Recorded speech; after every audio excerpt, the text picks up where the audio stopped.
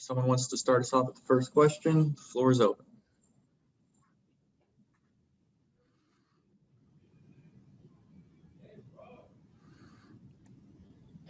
All right, Coach, I'll go. I'll ask the obvious. What's up with Christian, and is he doubtful for this week, you think? Yeah, he's doubtful. He worked today. We're not yet there. Maybe he can get there by Sunday, but I really think he needs to practice too. So him not practicing today would put him in the doubtful category for me. Go to Elena Gutzenberg. Are you in this kind of the same place with Brian and Troy and the other guys on the list with them not practicing today? I had to take each one by themselves. Brian's more than likely out, which is a shame. He's had a really good year for us. He's played really well. He was a difference maker yet again the other night. But I would call him out as of right now. Troy, not 100% sure, but I would say he's probably out as well. I don't see any other hands raised. If someone else has a question for Coach, you can go ahead and unmute yourself and ask. Matt, I guess with Brian, likely not playing, who do you kind of look to fill in his role? Who are you excited to see there? Well, it really changes our defense. We've been having a lot of success in our 3-down package, which Brian can get to by just simply standing up and walking out. And we have done it with Marquise some, but Marquise, we feel more comfortable with him with his hand in the dirt. So I think, we'll just be a little more traditional, take out the 3-down stuff, play more of the 4-down stuff. And I think Marquise will play well. FA can play inside and can go outside, Austin Larkin, and then Yetur. So we have lots of guys who've played for us. I think it'll just change the structure of what we're doing. Go to Mike Solarte, followed by Sharon Thorsland. Hey, Coach, as you're entering week 16 and Christian has been out for so much, and now Burns and Pride are, as you just described, leaning towards being out. Are you ever asking yourself, when are you going to catch a break? No. I'm attacking this week. We got a lot of guys that are healthy and excited to play, and we have a lot to play for. So, I just keep rolling, keep swinging until the very end of the year, until they say there's 0-0 on the clock. And we got a lot of other guys doing the same thing. And, I just feel bad for Brian. I feel bad for Troy. They suffered injuries. Brian hurt his knee, went back in the game and got a sack to get us the ball back. I think that should speak a lot about the type of year he's had. And, but injuries are part of the game. A lot of people have them, and, we'll just have to, find a way to get it done. And kind of following up on that with the potential changes that you're having with the defense, you're saying you'll go more 4-down as opposed to 3-down, doing that against likely a quarterback like Haskins, and there's not a whole lot of tape on him from this season. So how do you combat that, the possibility of facing a relative unknown at under center and an offense that can run the ball and their backs can catch the ball pretty well as well? Yeah, well, we've always just approached it when there's been a couple of quarterbacks up, just trying to take the offense as a whole, see the things that they're trying to get done.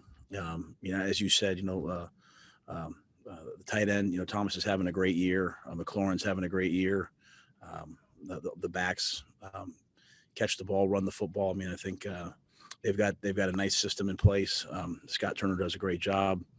And so I think for us, it's just, whoever's under center, we just try to approach the offense itself and then adapt. So if it's Dwayne, if it's Alex, we on our end, we have no idea, and really until the game starts. And so we'll just attack the plays, try to see what their overall philosophy is for us and react. Hey, Coach, Washington got some injuries to some key players on defense as well, but they've been pretty impressive this season. How would you describe them as a defense, and what type of challenge do they pose for you guys? Well, they're in the top 10 in every defensive category. They've got 40 sacks. They had one game where they had 8 sacks in the first game of the year. So they're as a good a defense as there is up front. They are coming after you with great players, Young and Sweat and off the edges. So I think they're really, really, really talented, really well coached. Coach Del Rio is obviously doing a great job, and it'll be the challenge for us is being able to hold up in pass pro and give Teddy time to to find the open man versus that relentless rush. Let's go to Steven Toronto, followed by David Newton. Coach, having been here a year now, I'm sure that you've gotten the opportunity to study the history of this franchise, not only what Ron Rivera did, but also John Fox and Dom Capers. Looking back, what do you think the defining characteristic of Panthers football has been over the last 26 years? And how do you feel like your team this year has reflected those characteristics? And I don't even, I hope you take, I don't mean to cry. I haven't even made it a year yet. I still have some time, a couple of weeks till I was announced, so it just, I think, I think Carolina Panthers, I think about, keep pounding. I think about, the mindset of attacking everything and that relentless vision of Sam Mills, and echoed by so many great coaches and great players. And, that I think if there's one thing our team's doing, it's definitely that. We haven't won as many games as we'd like, but we've had chances. But no matter what happens every week, I feel like our team's come back out the next week and played through adversity and played through injury and played through, some heartbreaking games but they've never given up and they've never relented. And so I think that this team has lived true to the mindset of keep pounding. And, we have 2 games left. We have everything in the world to play for, and I'm excited to see them go play again. Yeah, Coach, regarding Washington's defensive front, what area are you most concerned about where they're going to be attacking your offensive line? Just overall, their rush, their ability, I think right now they're 9th in the league in run defense. I think they're 3rd in the league in pass defense. They're 4th in sacks. So it's just the ability to, and they have all the, the blitz packages, the double mug, all the stuff. But, they just, when they line up in a 4 or 5 man rush, they're extremely talented. They're really good. And so, to me, football always comes down to blocking and tackling, and our ability to block that front, to me, will determine the outcome of the game. Let's go to Brett Jensen for the next question, followed by Steve Reed. Hey, Matt, I apologize if you were asked this yesterday. In terms of the Pro Bowl, the fact that Brian Burns has far better stats than Chase Young, and also the fact that Moten, who's rated as either number 1 or number 2 in all of the NFL at his position, that none of them made it. Did that surprise you by any chance? I'll be honest with you. I really didn't. I didn't even think about it. I want our guys to have a lot of success. I want our guys to just get all the recognition and accolades they get. But when I found out, I just kept moving on. And I think Brian Burns, I think Taylor, I think some other guys. They've had really, really good years. But unfortunately, they didn't make it. And so hopefully that they'll continue to develop their young players, and they'll have a chance to go represent the Panthers in the Pro Bowl at some point. Hey, Matt, I just had a quick follow-up. Brian, what did the MRI say on his knee? Can you tell us? I'm not going to get into that with just out of respect for him. I haven't asked him if I can share that, but nothing surgical or anything like that. All right, a couple more questions. Let's go to Luke Liddon and then Joe Person. Hey, Coach, this is a non-football related question. Obviously, Christmas around the corner. Do you have any special Christmas traditions that you share or do with your family? And how does Christmas look for you and your family this year, being in a new location, Charlotte, and things along those lines? Well, we have the elf on the shelf. We have the elf on the shelf, which is all the rage in my house. My mom's Italian, so my wife, who's a fantastic chef, went to culinary school. She'll do like the Feast of the Seven Fishes. It'll be a little different this year because of COVID and getting stuff, but we do the traditional Christmas Eve Italian dinner. And then after that, I don't think we have anything else. Luckily for Julie and I, our kids, my mom and dad live here now. Julie's father is here now. So at least in some small ways at different times, we can go see our family. We're very blessed to have them close. Is there anything you want for Christmas specifically? That's my follow-up. I want to play well on Sunday. In terms of a gift or present, yeah, I don't think I'm going to get anything. So I have everything that I need. Yeah. Hey, Matt, I was actually going to ask if Burns was a surgical situation, but it sounds like that's not the case. No, he's not surgical. And did you figure out what's going in your backyard yet? Yeah, it's a she told me what it's called too. I guess like a pavilion, like a covered thing that you can, put a table under and eat. Is it pavilion? Pavilion? Yeah, pavilion. So it's beautiful. It's beautiful. Not a man cave? No, there's no man cave. There's toy rooms and a pavilion. All right, let's go to Mike Slart and Elena Guttenberg for the final two questions. She might have used the word pergola. Yes. Thank you. We did one in October. The inevitable matchup between these two franchises, given the coaching changes, how do you view the talk of, okay, well, Ron was there for so long and now he's gone and I'm the guy that follows him. And, you said on Monday, they don't give you the job. They don't hire a new head coach unless if you're winning a bunch, that sort of thing. So, just the comparisons and the talk of the revenge game and all that stuff. And while Ron's downplaying that, I know you don't have a stake in revenge here, but how do you channel the game itself as opposed to, and tell the guys that played for Ron, look, it's just another game. I think our guys. I think our guys are pretty mature. We got some great veterans. They understand that this is a game. This is an opportunity for us to go play for, ourselves because we want to win and play for each other.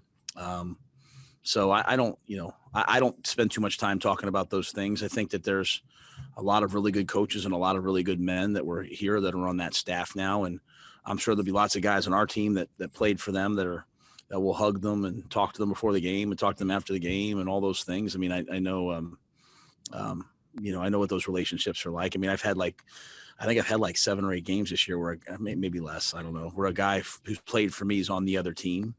And after the game, I've enjoyed saying hello to them. So I'm sure there's all kinds of relationships in that regard. But I think for us, it's, we've had so many close losses. We want to win a game. And this is a chance to win a game.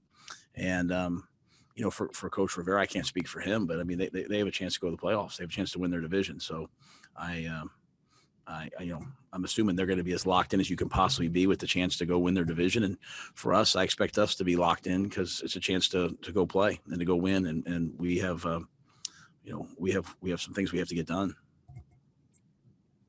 Hey, Matt, I just want to clarify. I know you don't want to get into Brian's injury too much, but are you expecting him and Troy, just the way you described it, not to play next week either? I have not ruled them out for this week. I would say that they're, like I said, very, very unlikely. So I wouldn't rule them out for next week then. All right, guys, that's going to do it for Coach Rhule. Coach, we appreciate it. Thanks, guys.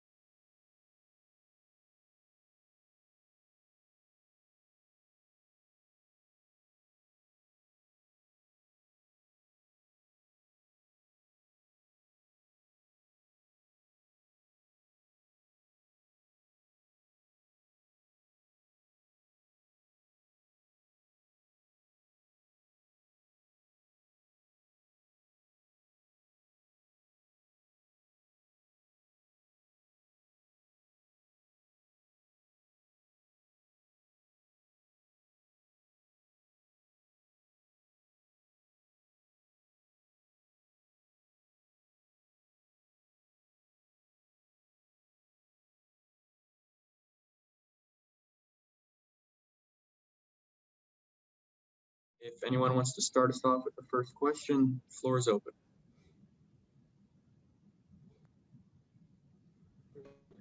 Hey, Teddy, Will Kunkel here for Fox 46. Ron Rivera was just saying that it's beneficial to them that Scott Turner's familiar with you. How much does that maybe not worry you, but you're just cognizant of that, and is that something you've thought of? That's something I haven't even thought of. But I've spent 2 years playing, with Scott. So, we're talking 5 years later, after an injury, new system. I'm pretty sure he remembers some things about me, but honestly, we just got to get out there and go out there and execute.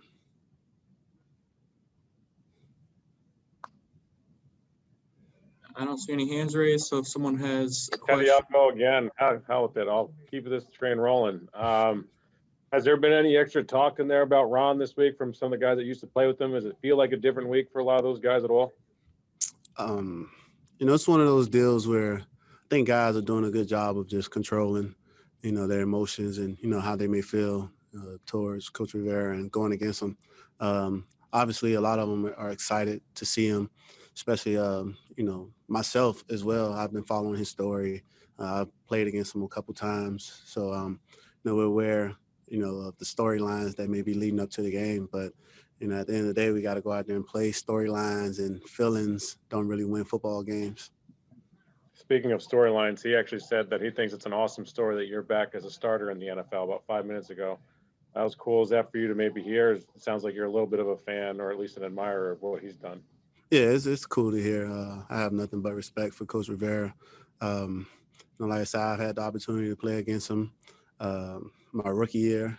And then when I was in New Orleans, we crossed paths after games, talked, different things. So it's pretty cool to hear him say something like that. Nothing but respect. My mom is a cancer survivor. Like I said, I've been following his story. So I'm a huge fan of his also. Let's go to Joe Person, followed by Sharon Thorsland. Hey, Teddy, good to see you.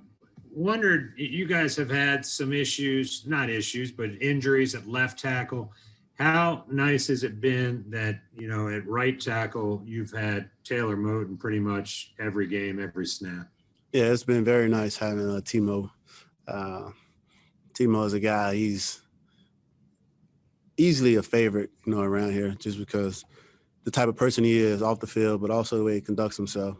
He's a guy who just comes to work every day. You may get 5 words out of him or you may get 100 words out of him. But he's a guy who just loves, the game of football, and you can tell when he's in the locker room, when he's on the football field, and it's been showing on Sundays. Wondered too, Hey, have you stayed in touch with Scott Turner much? I haven't. I just saw him, I think last year when I was in New Orleans and we came here, and the time we played him in New Orleans and the different times that I played him, but I haven't really been in touch like that. Hey, Teddy, when you look at Washington's defense, I know they've got a lot of guys dinged up, particularly at linebacker, but also in the secondary. What do you see out of them on the back end? They're still getting it done. I mean, they're third in the league right now against the pass. Yeah, everything on that defense, they play well together. They all complement each other. The defensive line complements the linebackers in the secondary, and vice versa. The defensive line is a group that gets after the quarterback. They do a great job of that. The linebackers are involved in different things as well.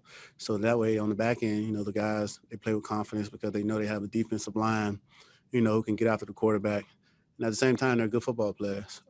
Those guys make plays. They're in this league for a reason, and the numbers don't lie. So we understand that it's going to be one of those games where we just got to come out, take what the defense is giving us, and try to not to hold the football and try not to do too much. Let's go to Mike Solarte, followed by Jonathan Alexander. Hey, Teddy, the record being what it is and the multiple games with last possession for the last shot, chance to win, tie games and everything. And I know you guys have come close, but not getting it done. Do you allow yourself the moment of thinking, man, if we get one of these, just one of these before in the last two games, I know you don't want to have it come down to that, but if you get one of those opportunities and you close it out and you finish, how much of a lift do you think that would be, not just on the scoreboard and in the standings, but for the offensive group as a whole, that you guys were able to finally get over that hump? Yeah, it'll definitely be a huge lift. Something that we're aware of. Like we said, when you get that opportunity to take the last shot, you know, you want to make sure that the ball is in your hands and you want to deliver. And we haven't been able to deliver, you know, this year. So obviously we want an opportunity. Hopefully the games don't have to come down to it, but, you know, we want an opportunity to just, you know, get over that hump. We understand that we're good, you know, maybe 3/4 of the game or 58 minutes of the game. In the last 2 minutes, we're not so good. We just want to be able to just put together a complete game in all phases, in all situations, and just, you know, continue to build some momentum as we finish this season. Would a fourth quarter drive to salt away a 3-point win or something like that kind of qualify in that regard, as opposed to having to score to win it? I mean, honestly, it's just one of those deals. We just want to win in situations. And that's a huge situation that we haven't been successful in. So whether it's going down, kick a field goal to win, or going down, score a touchdown, you know, we just want to execute in that situation and do a better job than what we've been doing all year. Hey, what's up, Teddy? I hope you're well. Just had a couple quick questions. To follow up on that, you think that's the biggest thing kind of holding you all back from being, you know, I guess where you want to be? And I'll ask the second one later. It's part of it.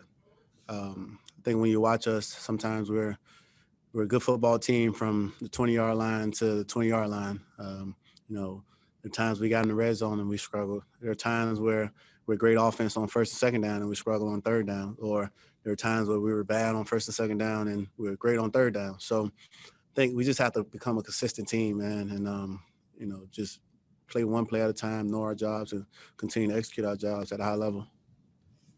And Curtis Samuel's, the guy who was in the last year, his contract. You know, what have you seen from him this year? Curtis is a guy who's just been doing everything that we've asked of him, whether it's in the run game, the pass game. He's blocking defensive ends. He's catching the ball on the perimeter. He's catching the ball out of the backfield. He's running the ball out of the backfield.